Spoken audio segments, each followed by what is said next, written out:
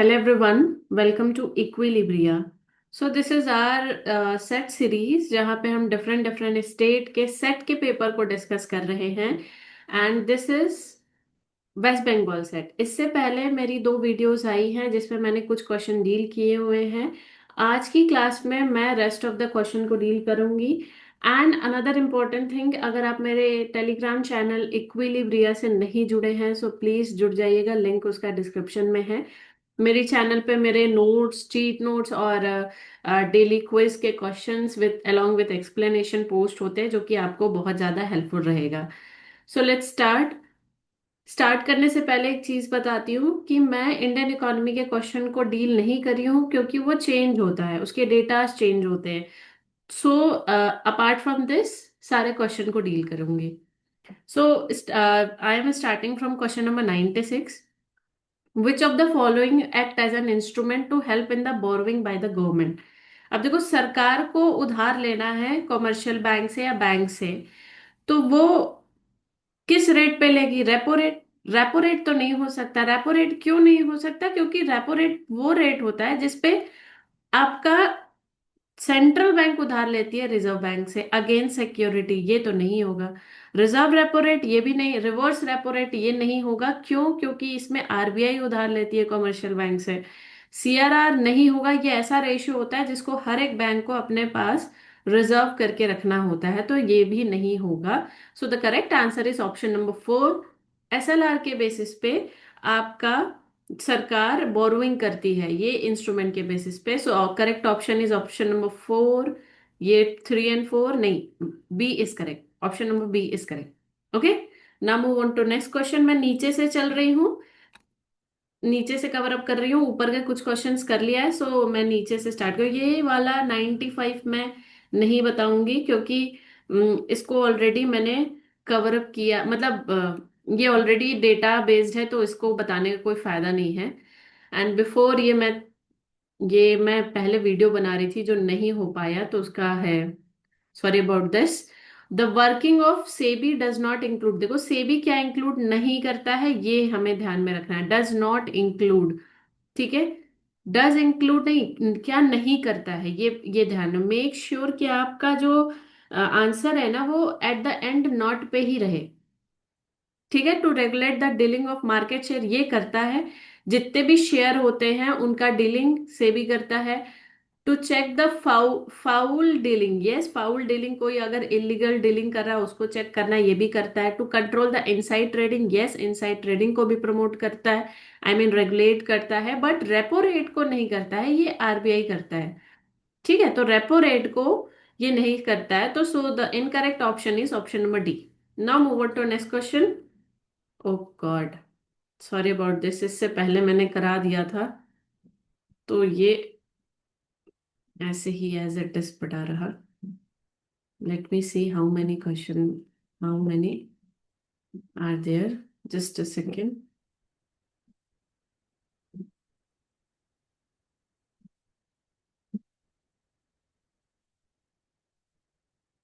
Late me remove all this ताकि मैं अच्छे से और एक्सप्लेन कर पाऊँ। ठीक है, sorry about this. Okay, now come to the bank which are implementing the micro finance programme link with the self help group. यानी ऐसा कौन सा बैंक है जो कि सेल्फ माइक्रो फाइनेंस बैंक को लिंक किया गया है सेल्फ हेल्प ग्रुप से? मतलब कौन से ऐसे बैंक है? देखो, सेल्फ हेल्प ग्रुप से समझ में ही आ रहा है, कॉमन सेंस का क्वेश्चन है कि कोऑपरेटिव बैंक हो सकता है या रीजनल रूरल बैंक हो सकता है। तो देख लेते हैं, commercial bank and cooperative bank नहीं, कॉमर्शियल बैंक नहीं होगा। रीजनल रूरल बैंक हो सकता है लेकिन कॉमर्शियल बैंक नहीं होगा। Cooperative bank and regional rural bank, option number C is correct. Okay, now move on to next question.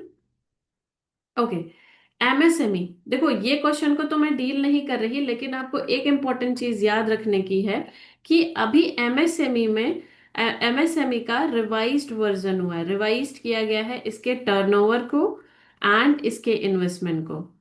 ठीक है, टर्नओवर एंड इन्वेस्टमेंट ले। अब ये टर्नओवर इन्वेस्टमेंट क्या होता है कि ये डिफाइन करता है कि वो फर्म माइक्रो है, स्मॉल है कि मीडियम है।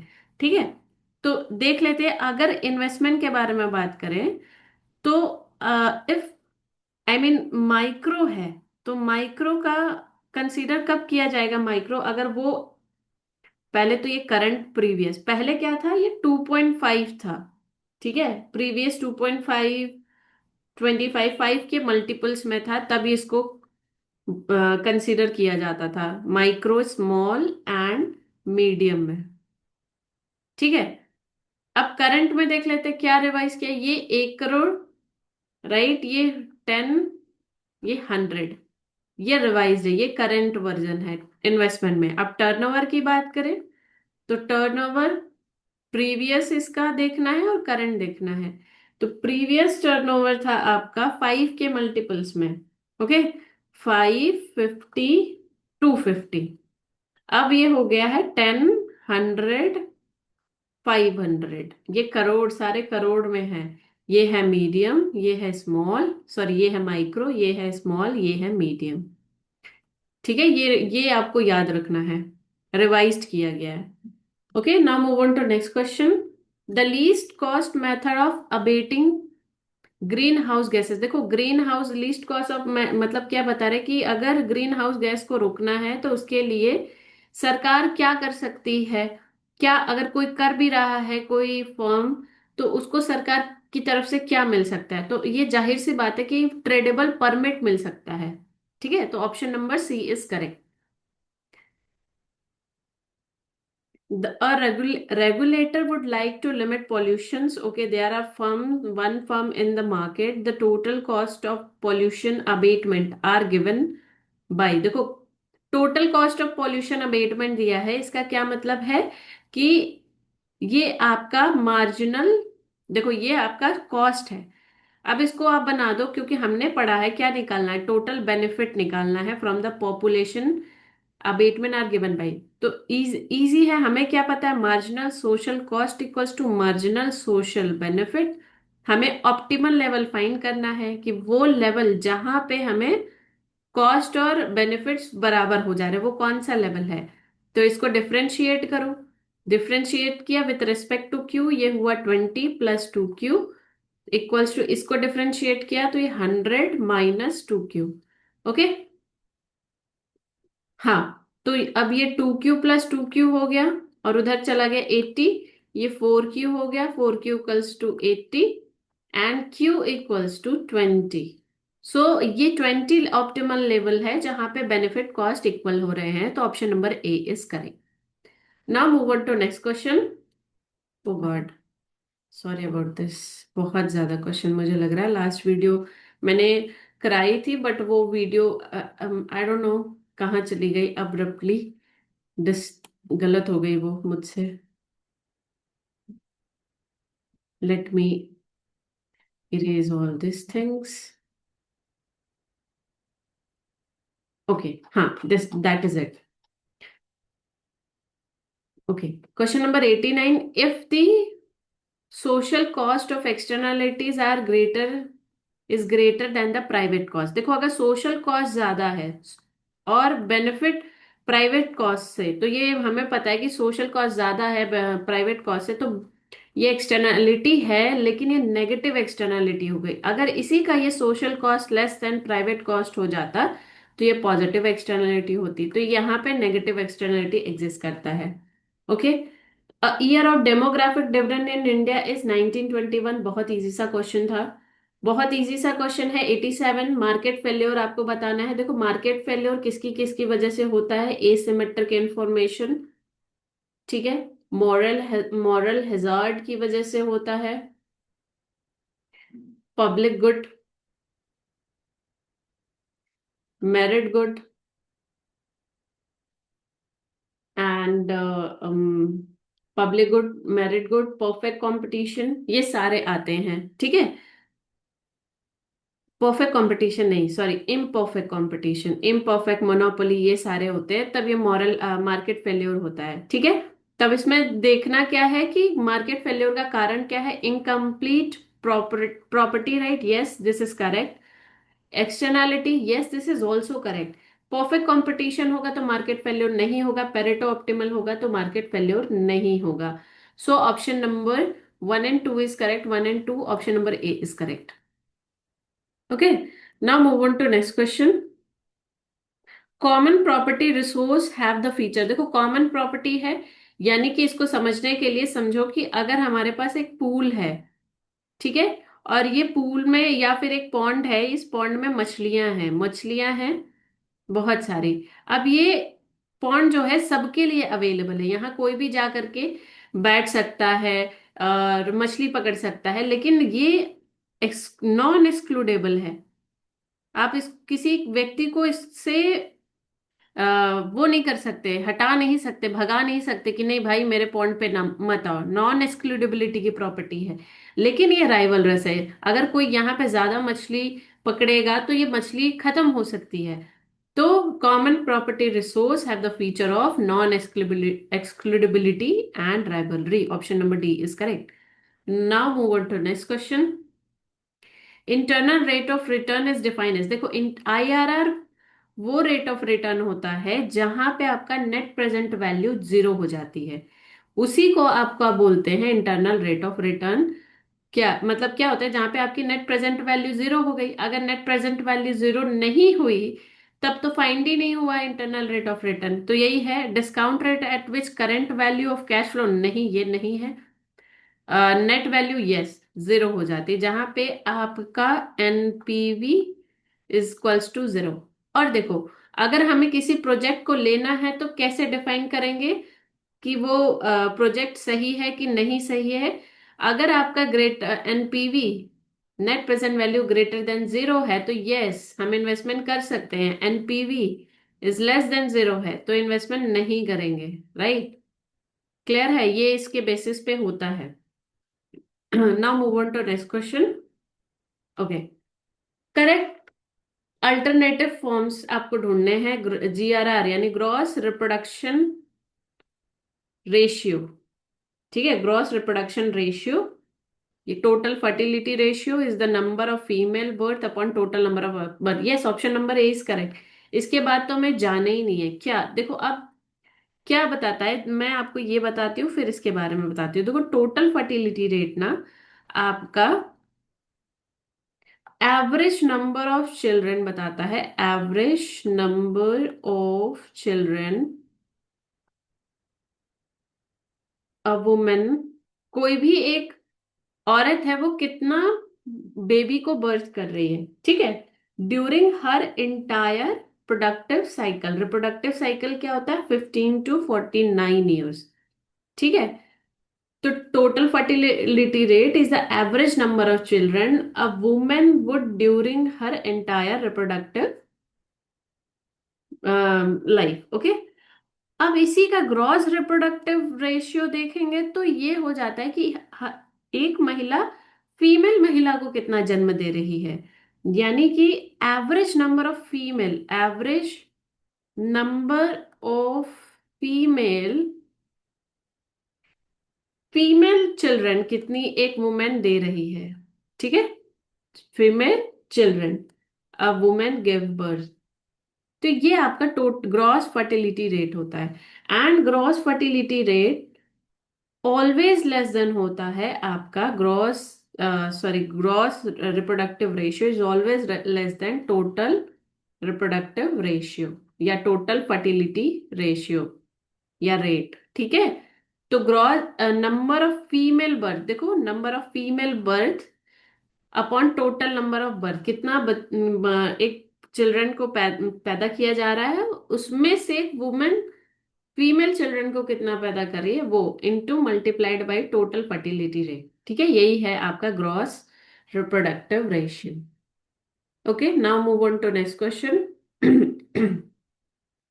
Total economic value of an environmental asset, देखो टोटल इकोनॉमिक वैल्यू जिसमें आपका होता है option value, existence value, use value, and इसके भी बाइफरकेटेड होता है जिसमें होता है ऑल्ट्रिस्टिक वैल्यू एंड ये सारे वैल्यू है। इसके बाद इसके बारे में आप जरूर पढ़ लेना। तो इसका करेक्ट आंसर है actual value, option value and existence value.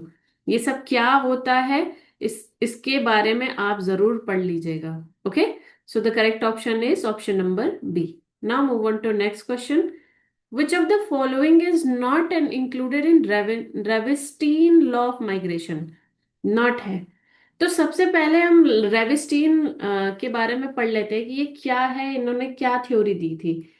इन्होंने माइग्रेशन का पैटर्न डिटरमाइन किया था। रेविस्ट्रीन की जो थ्योरी थी वो 1885 और 89 में, मतलब इन इन बिटवीन आई थी। देखो, जब भी ऐसे कुछ ऊट पटांग क्वेश्चन देखो ना, तो मेक श्योर इसके कलेक्शन बना लो, क्योंकि यूजीसी नेट में भी ना वेस्ट बंगाल के पेपर के कुछ क्वेश्चन यूजीसी नेट में आते हैं, यूजीसी नेट का पेपर इसमें आते हैं। तो वेस्ट बंगाल सेट का पेपर ना बहुत अच्छा लेवल का होता है। ठीक है, तो मेक श्योर कि आप इसके कुछ स्क्रीनशॉट ले लोगे। ठीक है, तो रेविस्टीन लॉस ऑफ माइग्रेशन, इनकी एक माइग्रेशन था, माइग्रेशन थ्योरी पे बेस्ड था। इन्होंने माइग्रेशन डिटरमाइन किया था कहाँ का?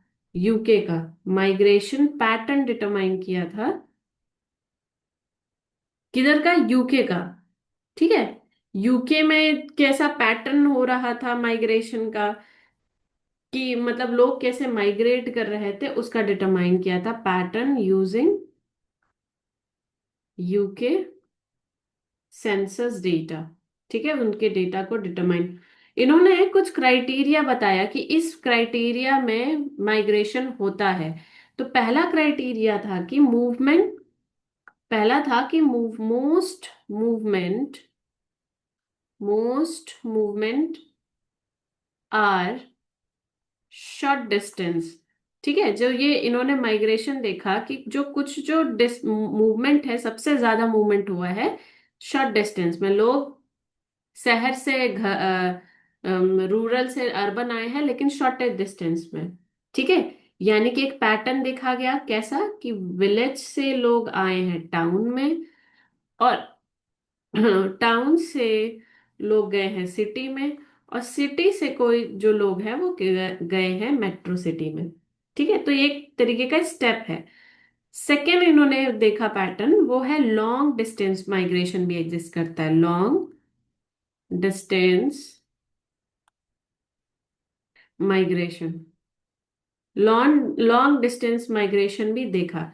अब ये लॉन्ग डिस्टेंस माइग्रेशन का कारण क्या इन्होंने बताया, कि ये सबसे बड़ा कारण है इसका जॉब के पर्पज से। ठीक है, थर्ड इन्होंने जो पैटर्न ऑब्जर्व किया वो है तुम्हारा माइग्रेशन अकर इन स्टेजेस, कि जो भी माइग्रेशन हो रहा है, लोगों का मूवमेंट हो रहा है, वो सारा एक स्टेज में हो रहा है। ठीक है, अकर in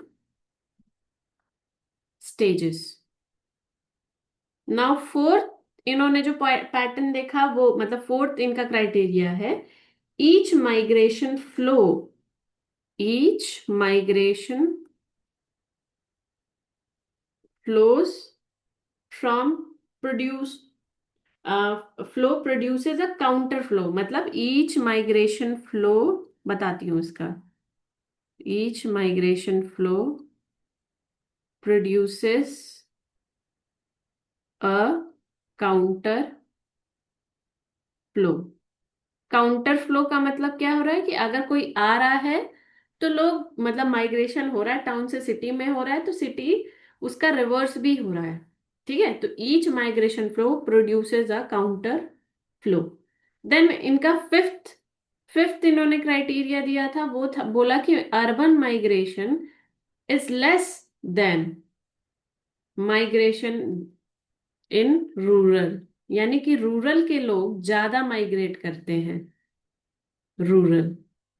now six point is adult migration ज्यादा है, अडल्ट माइग्रेशन ज्यादा है, यानी कि 18 से 35 साल तक के लोग ज्यादा माइग्रेट कर रहे हैं। नाउ लास्ट वन, इस जो भी महिलाएं हैं वो वो माइग्रेट कर रही है फॉर अ शॉर्टर डिस्टेंस के लिए। ठीक है, migrate for a short distance.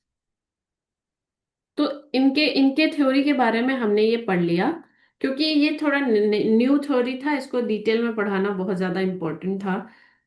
सो ये सारे क्राइटेरिया इन्होंने माइग्रेशन के दिए थे। अब ऑप्शन में देख लेते हैं, नॉट का है, नॉट का यानी क्या नहीं दिया। Native of town are less migratory than those are from urban, ये तो सही है। टाउन मतलब टाउन में जो लोग रह रहे हैं, यानी यहाँ पे जो लोग रह रहे हैं और यहाँ पे जो लोग रह रहे हैं, वो कम माइग्रेटरी हैं। Female are more migratory than, नहीं, फीमेल कहाँ है, फीमेल कम करती हैं। Most migrant move for shorter distance, yes, option number C is correct. Most migrants are adult, yes, option number D is also correct. So option number B is incorrect. Clear है?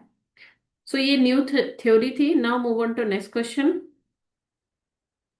If a country experiences a rapid rise in capital income, ठीक है, मतलब उसका capital per capita बढ़ रहा है, per capita income बढ़ रहा है due to extraction of new oil resources, then it experience, मतलब पर कैपिटा इनकम बढ़ रहा है।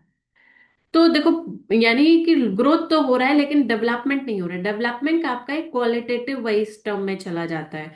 क्वालिटेटिव का मतलब क्या होता है कि आपका एजुकेशन में भी हो रहा है डेवलपमेंट, स्किल डेवलपमेंट भी हो रहा है, तो ये सारा क्वालिटेटिव में चला जाता है development.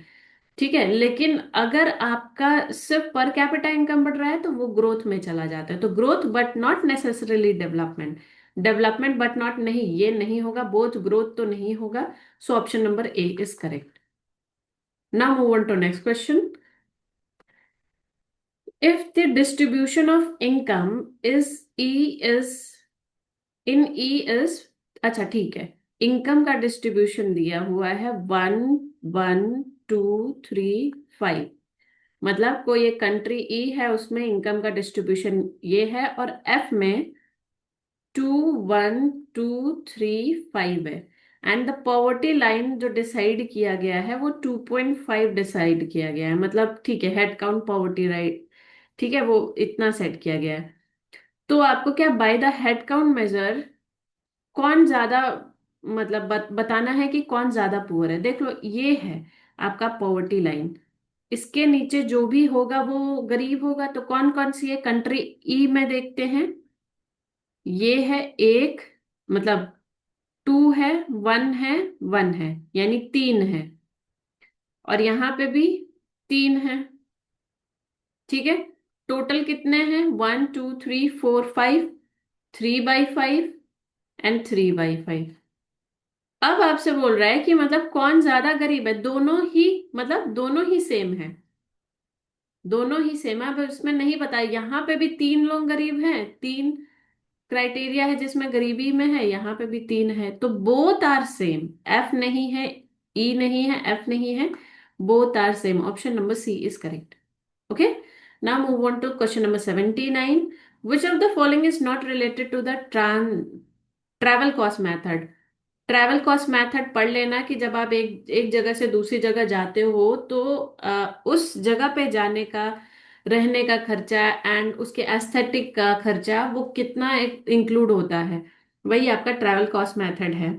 Okay, not include, not related यानी क्या रिलेटेड नहीं है, जोनल अप्रोच है, राइट, यूटिलिटी अप्रोच नहीं है, रैंडम यूटिलिटी अप्रोच, ये भी मुझे नहीं लग रहा, आई डोंट नो क्यों मेंशन किया है, इंडिविजुअल अप्रोच ये है, right. So option number B is correct, I mean not related to. Okay, now move on to next question. Law of, बहुत सिंपल सा क्वेश्चन है, law of increasing state activity, ये Wagner's ने दिया था। And displacement effect, ये तुम्हारा Wiseman and peacock ने दिया था। फेडरल फाइनेंस, भार्गव ने दिया था। सो मैच कर लेना इसको। 2 2 3 1 2 3 1, एंड ये फंक्शनल भी तो है, 4 2 3 1 4 2 3 1 4 2 3 1 4 2 3 1 4, option number B is correct. Okay, now move on to next question. बहुत सारे क्वेश्चन करने हैं इसलिए मैं थोड़ा स्पीड अपना तेज बढ़ाई हूँ। The most simple and popular method of measuring economic development is to calculate the trend of gross, देखो, मोस्ट सिंपल मेथड है जब जीएनपी को आप बेस ईयर से कैलकुलेट करते हो, बेस ईयर यानी कांस्टेंट प्राइस से। So option number B is correct, बहुत इजी सा क्वेश्चन था। ये तो हमेशा आता है। आईपैड, आईपैड का मतलब होता है, आई का मतलब होता है आपका इम्पैक्ट, पी का होता है पॉपुलेशन, ए का एफ्लुएंस, टी का टेक्नोलॉजी।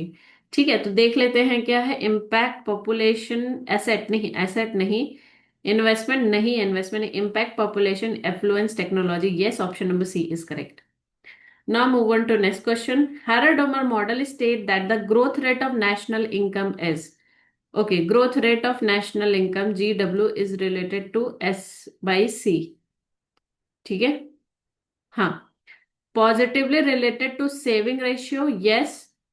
And नहीं, कैपिटल आउटपुट रेशियो से इनवर्सली रिलेटेड है, होता है. देखो मैंने लिखा ना यहाँ पे, C is capital output ratio. Positively related to saving ratio, yes. Negatively related to capital output ratio, yes. So option number B is correct. अभी अब नीचे जाने, इनवर्सली नहीं होगा, पॉजिटिवली रिलेटेड टू कैपिटल नहीं. So option number B is correct. Now move on to next question. If the vicious cycle of poverty hypothesis were true or at all level of per capita income, मतलब vicious circle जो है वो आपका correct है हर एक poverty level पे. Poverty नहीं, एक बार पढ़ने दो. If the vicious circle of poverty hypothesis were true at all level of per capita income, her per capita income पे सेम है, तो इसका मतलब क्या है? All economic would develop at the same rate. नहीं. Okay, let me think. All economic would develop at the same rate. विशेष circle हर एक पर कैपिटा पे है. Okay. No nation would ever achieve economic development. नहीं, ऐसा नहीं हो सकता अगर पर कैपिटा ये बढ़ रही है. No nation would ever fail to reach the highest level of economic development. Okay. Poverty would not itself, देखो क्या बोल रहा है कि पर कैपिटा इनकम तो बढ़ रहा है, मतलब बढ़ना नहीं है, हर एक लेवल पे विशियस सर्कल बना हुआ है. तो इसका क्या मतलब है कि जो नेशन है ना वो इकोनॉमिक डेवलपमेंट करने में फेल हो गया. ठीक है. यानी कि no nation would ever fail to reach the highest level of economic development. ठीक है. So option number C is correct. Now move on to next question, देखते हैं जल्दी जल्दी से. स्टेट लिस्ट, ये बहुत ओल्ड क्वेश्चन है. I don't remember this, I don't seriously don't remember this. अब तो जीएसटी आ गया, तो एक बार इसको आप देख लेना. ग्रेटर देन क्या, the greater the elasticity of supply the greater is. Elasticity of supply is greater है.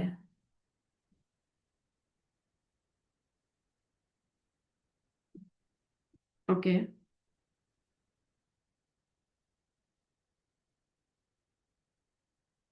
Just a second guys.